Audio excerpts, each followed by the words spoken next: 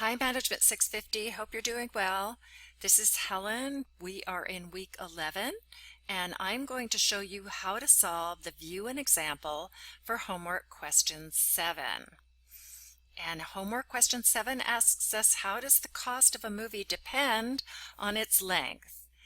And the word depends hints to us that we probably are going to do a regression analysis. The problem also gives us a table of metrics. You're going to be familiar with these. You've been running regression analysis on Excel and you will recognize these metrics. This has already been filled in. You don't have the raw data, but you do have these metrics. You also have some scatter plots, 3 scatter plots that will give you hints to help you answer the questions. So let's get started. Part A asks us to explain in words and numbers what the regression says. I actually wrote the question at the top so you could take a look. I've highlighted the key words. Key words being cost, depend, length. How does the cost of a movie depend on its length? So we see our regression equation, and we're going to fill that in. We know our budget in millions of dollars is our dependent variable. The cost or the budget depends on the length. Our film running time in minutes, or run time, is our independent variable. It's our X variable. And another way to say this is, how does our run time in minutes impact or influence our budget? So let's fill in this regression equation. We see that we have a slope of 0.67. That is in blue. That's our run time. We see that we have a y-intercept that is negative 23.86. So our regression equation is our y-bar, our budget, is equal to negative 23.86 up there in pink plus 0.67 up there in blue times our run time. Now we know that our units of slope are millions of dollars per 1 minute of run time. So we're going to multiply 0.67 times 1 million, which equals $670,000.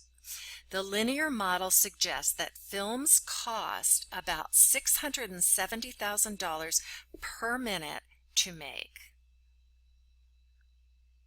So moving on to B, we see that the intercept is negative 23.86. Discuss the value of the intercept, taking note of the p-value. So here's our y-intercept. In pink, it's negative 23.86. It's on that first row. And we say the intercept is the value of the line when the x variable is 0. The cost in millions of making a film is negative 23.86 when the running time in minutes is 0.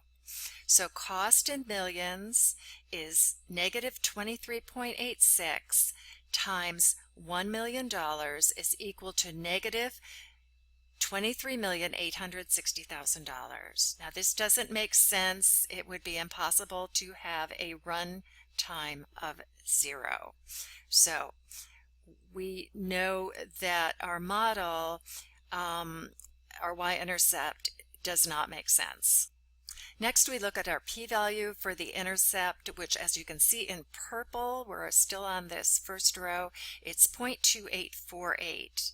The null hypothesis is equal to the y-intercept is 0. So that's our null hypothesis. The y-intercept is 0. Now we aren't given an alpha level. We're not given a significance level. So we see that 0.2848 is higher than the typical significance levels that we use, the 0.05, the 0.10, the 0.01. So therefore we are failing to reject the null hypothesis. We don't have enough evidence that we can reject the null hypothesis. We go on in part C. The output reports S equal 15.57. Explain what this means in this problem. You can see up here in green of the 15.57. The value of S is the residual standard deviation. S is a measure of the spread of points around the regression line. So the residual standard deviation equal to 15.57 means that the variation in cost prediction made by the model is 15.57 millions of dollars. So S equal 15.57 means that the amounts by which film costs differ from predictions. In other words, the observed values differ from predictions made by this model vary with a standard deviation of $15.57 million. Going on to D, what is the standard error of the slope in this problem? You can see up here in pink we are on our second row now. The runtime, you go up to the standard error column. The standard error of the slope is 0.18 million per 1 minute. Finally, we're asked, what does this mean in the problem? What this means is that the slopes of regression lines for models based on different samples of films would vary with a standard deviation of $180,000 per minute.